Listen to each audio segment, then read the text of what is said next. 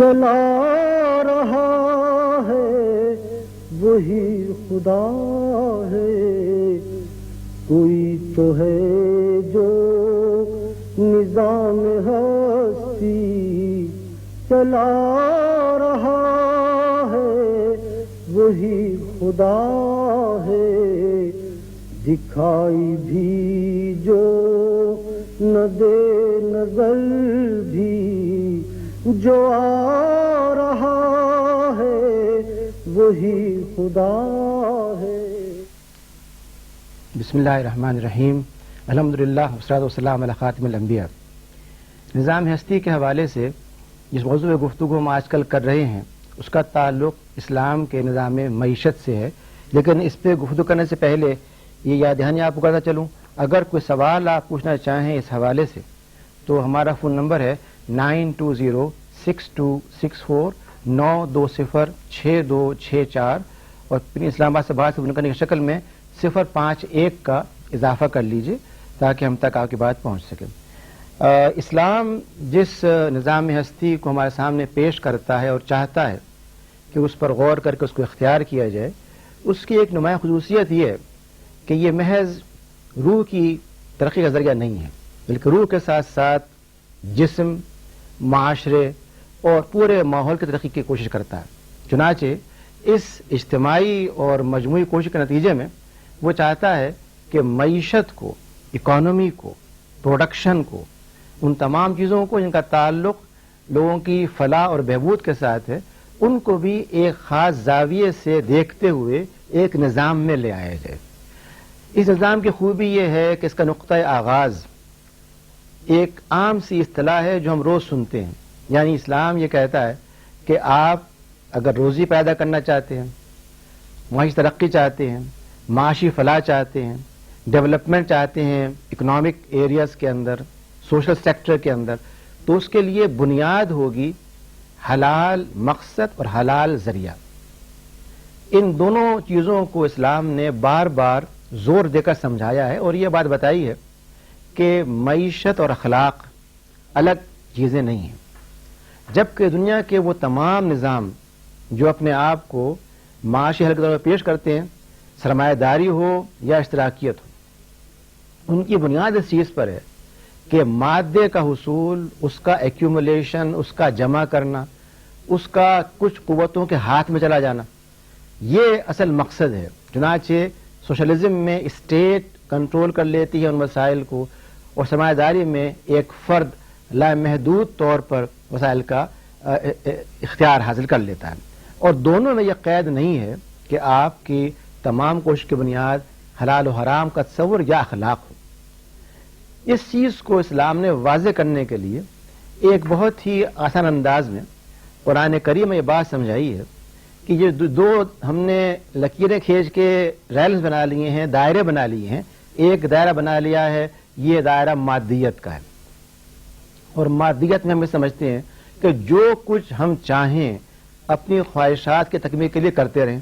اگر مجھے دولت جمع کرنی ہے تو میں اپنے اقربا کا حق مار کے جمع کر لوں، دولت جمع کرنی ہے تو اپنے پڑوسیوں کو بھوکا چھوڑ کے اس کو جمع کر لوں، دولت جمع کرنی ہے تو ذرائع وہ اختیار کروں جو میری نگاہ میں سب سے زیادہ کوئک اور فاسٹ ہو۔ چنانچہ آج ہم یہ دیکھتے ہیں کہ ہر شخص اس دوڑ میں لگا ہوا ہے کہ وہ کس طرح سے کم وقت کے اندر میکسیمم دولت حاصل کر سکتا ہے۔ اس میں کوئی خیال ذہن میں نہیں آتا کہ جو کچھ کیا جا رہا ہے وہ اخلاقی ہے یا نہیں ہے۔ اسلام نے اس چیز کو آغاز سے واضح کیا اور یہ بات سمجھائی کہ معیشت اور حصول مال دولت کوئی برا کام نہیں ہے، جبکہ بہت سے مذاہب نے یہ بات کہی کہ ایک شخص اگر چاہتا ہے روح کی ترقی کرے تو وہ اپنے جسم کو اور ضروریات مادی کو کاٹ کے الگ کر دے۔ جتنا وہ اپنے آپ پر جبر کرے گا، ظلم کرے گا، تشدد کرے گا، اپنے جسم کو گھلائے گا، غذا نہیں کھائے گا، لباس کم سے کم پہنے گا، اتنا ہی وہ روح کی ترقی کر سکتا ہے۔ چنانچہ ایک ہمارے اس دور کے مذہب کے بہت معروف شخصیت نے اپنے جو لباس اختیار کیا وہ محض ایک لنگوٹی تھی، جبکہ اس کے بارے میں کہا گیا کہ وہ پیس کا پیغامبر ہے۔ یعنی اس نے یہ بھی چاہا کہ اپنے جسم پر تشدد کر کے، ظلم کر کے یہ سمجھ لے کہ روح کی بالادگی ہو گئی۔ اسلام سے مقابلہ یہ کہتا ہے کہ اللہ تعالیٰ نے جو چیزیں ہم کو دی ہیں، جو وسائل دیے ہیں، جو نعمتیں دی ہیں، ان کے بارے میں کس نے یہ کہا کہ انہیں حرام کر لیا جائے؟ سورہ الاعراف میں یہ بات فرمائی گئی، پوچھو کہ جو زینت اور کھانے پینے کی پاکیزہ چیزیں اللہ نے اپنے بندوں کے لیے پیدا کی ہیں انہیں حرام کس نے کیا؟ وہ اسلام یہ چاہتا ہے کہ وہ ان چیزوں کو جو حلال، پاک اور طیب ہیں انہیں استعمال کرے اور ان میں مزید اضافہ کرے۔ اس اضافے کے لیے وہ چاہتا ہے کہ وقت کو، صلاحیت کو اور وسائل کو استعمال کیا جائے۔ چنانچہ سورہ الجمعہ کے اندر یہ بات سمجھائی گئی کہ جب ندا آئے، اذان کی آواز آئے جمعے کی نماز کے لیے، اپنے کاروبار کو چھوڑ کر کے دوڑو، تیزی کرو اللہ کے ذکر کی طرف۔ جب نماز مکمل کر لو، منتشر ہو جاؤ اللہ کے ذکر میں کثرت کرتے ہوئے اس کا فضل تلاش کرنے کے لیے۔ اس آیت مبارکہ میں جو بات سمجھائی گئی وہ یہ کہ مادی کوشش، فیکٹری میں کام کرنا، کھیت میں کام کرنا، یونیورسٹی میں کام کرنا، دفتر میں کام کرنا، یہ کوئی دنیاوی کام نہیں ہے، بلکہ یہ ایک جائز ذریعہ ہے ایک جائز کام کے لیے۔ جائز ذریعہ اس معنی میں کہ اگر اس وقت کو ایک شخص استعمال نہیں کرے گا صحیح طور پہ تو فاقے سے مرے گا یا چوری کرے گا۔ اس لیے اس کے لیے ضروری ہے کہ ذرائع بھی جائز ہوں اور مقصد بھی جائز، یعنی اگر وہ چاہتا ہے کہ بھوک کو مٹائے، لباس پہنے، گھر کی تعمیر کرے، اپنے اہل خانہ کی پرورش کرے، یہ اس کا مقصد اگر ہے تو اس کی چوری نہ کرے، نہ وقت چرائے اور نہ وقت کو ضائع کرے۔ تو سورہ الجمعہ یہ بات سمجھائی گئی کہ یہ تفریق جو ہم نے پیدا کر لی ہے کہ کچھ خاص دن ہیں وہ اللہ کی بندگی کے لیے ہیں اور باقی دن شیطان کی بندگی کے لیے ہیں۔ جیسا کہ آپ کو علم ہے کہ یہودیت میں تصور پیدا ہو گیا کہ سبت یا ہفتے کے دن انہوں نے یہ کہا اپنے رب سے کہ ہمیں بتائیے اس دن ہم کس طرح عبادت کریں۔ جب انہوں نے یہ مطالبہ کیا اور کہا گیا کہ آپ سبت کے دن صرف عبادت کیجئے، کوئی کام نہ کیجئے، تو اس خواہش کے باوجود، اپنی اس درخواست کے باوجود انہوں نے وہی کچھ کیا جس کے لیے وہ مشہور ہیں، یعنی اللہ تعالیٰ کے ساتھ ٹرکس کرنے۔ گویا اسلام یہ چاہتا ہے کہ ایک فطری طور پر ایسا عمل اختیار کیا جائے جس میں کہ مادی ضروریات بھی پوری ہوں اور ان کے پورے کرنے میں جو طریقہ اختیار کیا جائے وہ اخلاقی اور انتہائی واضح اور کلین ہو، بالکل پاک اور صاف اور شفاف ہو۔ وہ پہلی بات نظام معیشت کے بارے میں ہمارے سامنے یہ آئی کہ اسلام یہ چاہتا ہے کہ اخلاق کی بنیاد پہ، حلال و حرام کی بنیاد پہ معیشت کو استوار کیا جائے۔ پھر یہ بات سامنے آئی کہ اسلام معاشی ترقی کے حصول کو، ڈیولپمنٹ کو، پروگریس کو ناپسند نہیں کرتا، بلکہ چاہتا ہے کہ اس میں اضافہ کیا جائے، اس میں محنت کی جائے، آگے بڑھا جائے، ایکسیلنس اختیار کی جائے، لیکن یہ سب کچھ کرتے ہوئے ایک شخص یہ یقین کر لے کہ جو ذرائع استعمال کیے جا رہے ہیں وہ درست ہیں یا نہیں ہیں۔ اس کے ساتھ ہی وہ یہ بھی چاہتا ہے کہ ایک شخص ذرائع کے استعمال میں اس بات کا اہتمام کرے کہ ان کا کوئی ویسٹ نہ ہو، وہ ضائع نہ ہو۔ چنانچہ اللہ تعالیٰ نے جو ہم کو وسائل دیے ہیں اس طرح متوجہ کرتے ہوئے ہم سے یہ بات کہی گئی کہ بلا شبہ وہ پروردگار ہے جس کے لیے چاہتا ہے رزق کو شادہ کرتا ہے، جس کے چاہتا ہے تنگ کر دیتا ہے، بلا شبہ اپنے بندوں سے خوب باخبر ہے اور انہیں دیکھ رہا ہے۔ چنانچہ اس سورہ بنی اسرائیل کی آیت میں یہ بات بتائی گئی کہ وہ چاہتا ہے رزق دیتا ہے، کشادہ کرتا ہے، کیونکہ کشادگی کے ساتھ ساتھ وہ یہ بھی چاہتا ہے کہ اس رزق کے وسیلے کو جو دیا گیا ہے صحیح طور پہ استعمال کیا جائے۔ چنانچہ آپ دیکھیے ہمارے ہاں جو مشکل پائی جاتی ہے وہ یہ نہیں ہے کہ وسائل نہیں ہیں، بلکہ ہم نے ایک طریقہ ایسا اختیار کر لیا ہے جس میں وسائل کا بے جا استعمال اور ان کا ضائع کرنا ہمارا ایک قومی پہچان بن گئی ہے۔ چنانچہ اگر اللہ تعالیٰ نے ہم کو پانی دیا ہے تو ہم یا تو اس پانی کو ضائع کرتے ہیں، اس کا استعمال صحیح نہیں کرتے۔ بے شمار شہروں میں ہمارے ملک کے آپ دیکھیں گے کہ پانی کی قلت کے زمانے میں لوگ اپنی گاڑیوں کو کھلے پائپ سے دھوتے ہیں اور گھنٹوں دھوتے رہتے ہیں، حتیٰ کہ سڑک پانی بہتا رہتا ہے۔ ہمارے ہاں غذا کے معاملے میں بعض اوقات کہا جاتا ہے کہ بڑی کمی پیدا ہو گئی ہے آبادی کی بنا پہ، جبکہ ہم نے کبھی کوشش نہیں کی کہ اللہ کی دی ہوئی زمین کو اس سیلینٹی سے، اس نمک کے اور شور کے مسئلے سے دور کریں، اس زمین کو ہم قابل کاشت بنائیں، اس میں جو مسائل کھڑے ہوں وہ دور کریں، ہم اس کی تو اصلاح نہ کریں جو ہم کو دی گئی ہے زمین، پھر یہ کہیں کہ چونکہ زمین میں شور ہو گیا ہے، وسائل میں کمی ہو گئی ہے، آبادی کو کم کر دیا جائے۔ اسی کا جواب اس آیت سے اگلی آیت میں دیا گیا، اور یہ کہا گیا بنی اسرائیل کے آیت 31 کے اندر، اور اپنی اولاد کو تنگدستی کے خوف سے قتل مت کرو، ہم انہیں بھی رزق دیتے ہیں اور تمہیں بھی۔ یعنی رزق دینے کا مطلب جو ہے بڑا واضح ہے کہ جو وسائل دیے گئے ہیں، اگر ایک شخص کو یہ یقین ہے کہ اس نے اپنے لیے رزق پیدا کیا ہے اور وہ اسے کھا بھی سکے گا، وہی سوچ سکتا ہے اگر کوئی نئی نسل آئی تو وہ رزق میں کمی ہو جائے گی۔ یہاں یہ بات کہی جا رہی ہے جو تم کھا رہے ہو، کیا تمہیں یہ گارنٹی ہے کہ تم کھا سکتے ہو اس کو؟ اسے تم نے پیدا کیا ہے، اگر ہم نے تم کو رزق دیا ہے انہیں کیسے نہیں دے سکتے؟ لیکن اس رزق کے حوالے سے یہ بات سمجھائی جا رہی ہے کہ اس کو ویسٹ نہ کیا جائے، اس کی پیدائش کے وسائل اختیار کیے جائیں۔ اگر آپ نے زمینوں کو بنجر کر دیا، دریاؤں کو خشک کر دیا، اس کی آپ نے فکر نہ کی، ڈیمز نہ بنائے، تو اب اپنے آپ کو الزام دینے کے بجائے آپ یہ کہیں چونکہ پانی کی قلت ہو گئی ہے، زمین میں کاشتکاری نہیں ہو سکتی صحیح طور پہ، اس لیے آبادی کم کر دی۔ یہ اسلام کا اصول نہیں ہے۔ اسلام یہ چاہتا ہے کہ وسائل کو جائز طور پر ذمہ داری کے ساتھ استعمال کیا جائے، اور ان وسائل کو یہ سمجھتے ہوئے کہ یہ ایک امانت ہے، آگے بڑھانے کے لیے، کنزرو کرنے کے لیے، مزید اسے پیدا کرنے کے لیے وہ وسائل کیا جائیں جو جدید وسائل ہیں۔ یعنی آج جو جدید ٹیکنالوجی پائی جاتی ہے اس کے ذریعے ہم پانی کے وسائل کو، زمین کے وسائل کو بے انتہا وسعت دے سکتے ہیں جو ہم نے آج تک نہیں کیا۔ ہمیشہ یہ سوچتا رہے جو ایک منفی سوچ ہے کہ کس طرح سے اس حوالے سے آبادی کم کر دی جائے۔ تو یہاں یہ اصول پیش کیا گیا کہ رزق واسع ہے، وسیع ہے، رزق میں کوئی کمی نہیں ہے، دینے والا ہر ایک کو دیتا ہے، اور جو آئے گا اس کو بھی دے گا، جو ہے ان کو بھی دے گا، لیکن یہ انسان کا کام ہے کہ وہ پلان کرے، وسائل کا استعمال کرے، اور ان وسائل کو اسی طور پہ استعمال کرے۔ پھر یہ بات بھی قرآن پاک نے ہمیں بتائی کہ رزق جو دیا جاتا ہے یہ انسانوں کے لیے ایک اللہ تعالیٰ کی طرف سے اس طرح کی رحمت ہے جس کے نتیجے میں ان کے بہت سے گناہ دھل جاتے ہیں۔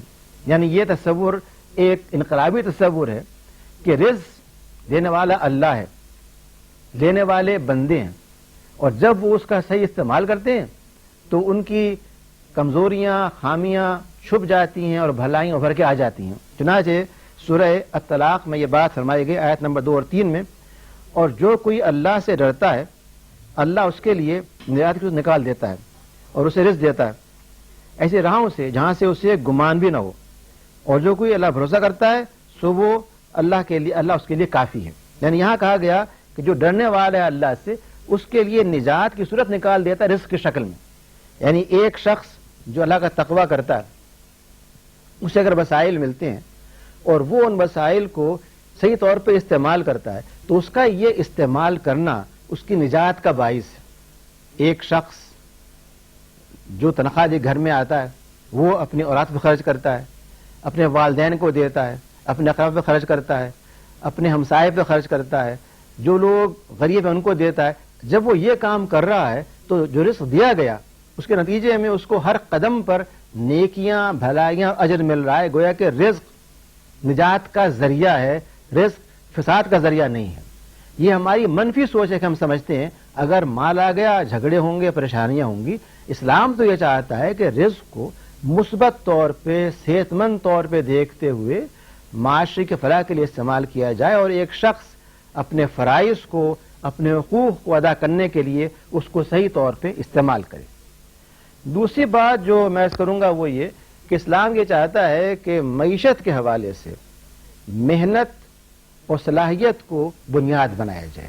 یعنی وہ چاہتا ہے کہ ایک شخص اپنے معاملات میں حد درجے محنت کرنے کے ساتھ ساتھ یہ کوشش بھی کرے کہ اپنی صلاحیت کو ابھارے، اپنے اندر یہ قابلیت پیدا کرے کہ وہ کس طرح سے زمین سے، پانی کے وسائل سے، انوائرنمنٹ کو استعمال کرتے ہوئے اپنے وسائل میں اضافہ کر سکتا ہے۔ جی سوال؟ جی فرمائیے۔ جی السلام علیکم۔ وعلیکم السلام۔ ڈاکٹر صاحب میں برہان الرحمان بول رہا ہوں، چکلالہ سکندری راولپنڈی سے۔ جی میرا سوال یہ ہے کہ ہمارے اندر غفلت بڑھتی جا رہی ہے، منصوبہ بندی ہم نہیں صحیح کرتے، اپنے متعلق سوچتے نہیں ہیں, پلاننگ نہیں کرتے. تو اس میں ہمارا مذہب ہمیں کیا رہنمائی کرتا ہے, اور ہمارے کیا طالب علم کیا ہماری ذمہ داری ہے کہ ہم کس طریقے سے اپنی اپروچ بدلیں کہ ہمارے ملک ترقی کر سکے؟ بہت شکریہ. آپ نے بہت صحیح بات کہی کہ ہمارے ہاں اصل مسئلہ وسائل کمی نہیں ہے بلکہ وسائل کا مس مینجمنٹ ہے. آپ ایک شخص کو ایک بہت بڑی فیکٹری دے دیں, ایک بہت بڑا ادارہ دے دیں, اور وہ اس کے قابل نہ ہو کہ وہ چلا سکے تو فیکٹری فیل ہو جائے گی. اس کا سبب وہ فیکٹری نہیں ہے, اس کی صلاحیت ہے. ہمارے ہاں یہ سوچ لیا گیا ہے کہ جب بجٹ آنے والا ہو اور یہ کہا جائے کہ آئندہ آپ خرچہ نہیں کریں گے 2 ماہ کے لیے, اس وقت ہمارے ڈیولپمنٹ پروجیکٹس ایک دم متحرک ہو جاتے ہیں. گویا پورے سال جو رقم مختص کی گئی تھی کسی کام کے لیے اس کو استعمال نہیں کیا جاتا, پلان نہیں کیا جاتا. گو اس سے 1 سال پہلے ڈاکومنٹس پریپیئر کیے جاتے ہیں اور یہ کہا جاتا ہے کہ ہم فلاں شعبے میں یہ کام کریں گے, اتنے وسائل درکار ہیں. جب وسائل دے دیے جاتے ہیں تو ہم سو جاتے ہیں. یہ ہے وہ مس مینجمنٹ جس کی سبب سے ہمارے ملک میں نہ کوئی معاشی خوشحالی ہے, نہ ترقی ہے, اور نہ کوئی افراد کو اطمینان پایا جاتا ہے. اس بات کی ضرورت ہے کہ کم از کم جو نسل آنے والی ہے, جو نسل اس وقت ہے, اگر وہ اتنی ناکارہ ہو چکی ہے کہ اس کی یہ بات نہیں آتی, تو کم از کم جو آنے والی نسل ہے جو جامعات میں اداروں میں تعلیم پا رہی ہے وہ یہ سوچے کہ اگر اس ملک کی تعمیر صدر پہ ہونی ہے تو بغیر پلاننگ کا نہیں ہو سکتی. ہمیں پلاننگ کرنی پڑے گی, اور وہ پلاننگ سسٹمیٹک ہوگی. اس کی بنیاد اسلام ہوگا. اسلام یہ کہتا ہے کہ آپ وسائل کو پراپرلی استعمال کریں, ان کے لیے آپ منصوبہ بنائیں, سوچیں, سمجھیں. آپ کی جواب دہی ہر معاملے کے اندر ہے, وہ وقت ہو, وہ پانی ہو, وسائل ہو, ہر چیز کے لیے ہے. اس لیے اسلام کا مدعا ہی ہے کہ ایک رسپانسبل سوسائٹی پیدا ہو, ایک رسپانسبل فرد ہو جو اپنے تمام معاملات کو یہ سوچتے ہوئے کہ اللہ کے سامنے جواب دہی کرنی ہے اس کا استعمال کریں. جی ہیلو, جی غالباً سوال نہیں. دوسری بات میں یہ عرض کرنا چاہوں گا کہ اسلام یہ بھی چاہتا ہے کہ معاشرے میں خود انحصاری پیدا ہو, اور اس غرض کے لیے جو معاشی نظام دیتا ہے اس میں زکوٰۃ کا ایک بنیادی کردار ہے. ہم نے یہ سمجھ لیا ہے کہ زکوٰۃ کا مطلب یہ ہے کہ آپ ایک وزارت قائم کر دیجئے اور وہ کچھ افراد کے ذریعے فہرستیں بنوا لے کہ کون لوگ غریب, مفلوق الحال اور ضرورت مند ہیں, ان کو وہ 2,000 روپے, 5,000 روپے, 10,000 روپے تقسیم کر دے فی کس, اور آخر میں دکھا دیا جائے کہ ہم نے اتنے کروڑ رقم اس کام میں صرف کر دی. یہ ایک سرکاری کارروائی ہم کر لیتے ہیں, سمجھتے ہیں کہ بڑا ہم نے کارنامہ انجام دے دیا. جبکہ اسلام یہ چاہتا ہے کہ زکوٰۃ کی رقم کو غربت کے خاتمے کے لیے اور وسائل کی پیداوار اس طرح کرنے کے لیے کہ خود انحصاری پیدا ہو استعمال کیا جائے. فرض کیجئے کہ ایک شخص ہنر مند ہے, اس کے پاس وسائل نہیں ہیں. اگر آپ اس کو اتنا دے دیں کہ وہ اپنے اس ہنر کو استعمال کر سکے, جو ٹیکنیک اس کو آتا ہے, جو فن اس کو آتا ہے, وہ اسے استعمال کر کے اس قابل بن جائے کہ خود اس کا خاندان اور اس کے اقربا اس سے فائدہ حاصل کر سکیں, تو کیا یہ بہتر ہے یا یہ کہ آپ ویگرزم ایک ایسا معاشرہ پیدا کر دیں جس میں لوگ ہر مہینے, ہر 6 مہینے بعد ہاتھ پھیلائے سامنے کھڑے ہوئے ہیں؟ زکوٰۃ کا مدعا کبھی یہ نہ تھا کہ محض ایسی قوم پیدا کی جائے جو آپ سے مانگنے والی, بلکہ ایسی قوم پیدا کی جائے جو آج آ کر کے آپ کے آگے ہاتھ پھیلائے اور لے, اور پورے فخر کے ساتھ لے. یہ نہ سمجھے کہ وہ احسان کیا جا رہا ہے, اس کا حق ہے. قرآن نے یہ بات واضح کر دی کہ تمہارے جائز مال کے اندر سائل اور محروم کا حق ہے. قرآن نے یہ بات فرض کر دی کہ جو زکوٰۃ نہیں دیتا وہ ایمان کی تکمیل نہیں کرتا. جیسے کہ نماز فرض ہے, روزہ زکوٰۃ بھی فرض ہے, اگر آپ اس میں سے ایک چیز کو چھوڑیں گے ایمان مکمل نہیں ہوگا. لیکن یہ کرتے وقت وہ یہ چاہتا ہے کہ زکوٰۃ کی تقسیم اس انداز پہ ہو جس کے بعد معاشرے میں خود انحصاری پیدا ہو اور لوگ ہر وقت آپ کے ارد گرد مانگنے کے لیے آتے نہ رہیں. جی ہیلو, یہ کچھ پرابلم ہے؟ ہیلو, جی جی فرمائیے. السلام علیکم. وعلیکم السلام. ڈاکٹر صاحب, سوال یہ ہے کہ آپ نے ابھی بتایا ہے کہ اللہ پہ توکل کا.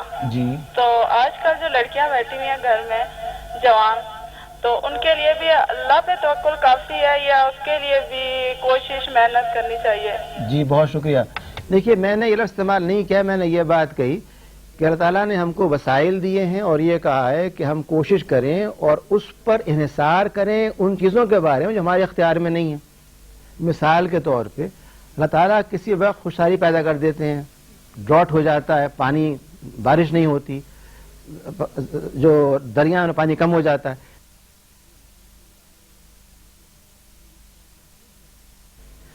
اگر وہ پانی کی فراوانی کرتا ہے اور ہم یہ پلان نہیں کرتے کہ مانسونز آ رہے ہیں، پانی کی فراوانی ہوگی، اس کو ہم محفوظ کر سکیں، ذمہ داری اس کی یا ہماری ہے؟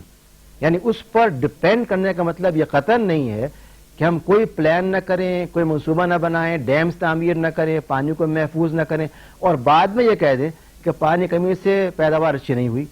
گویا اللہ تعالیٰ پر توکل کا مطلب یہ ہے جو حدیث نے واضح کر دیا کہ آپ اپنے اونٹ کو رسی سے باندھیں، پھر یہ کہیں کہ اللہ اس کی حفاظت کر.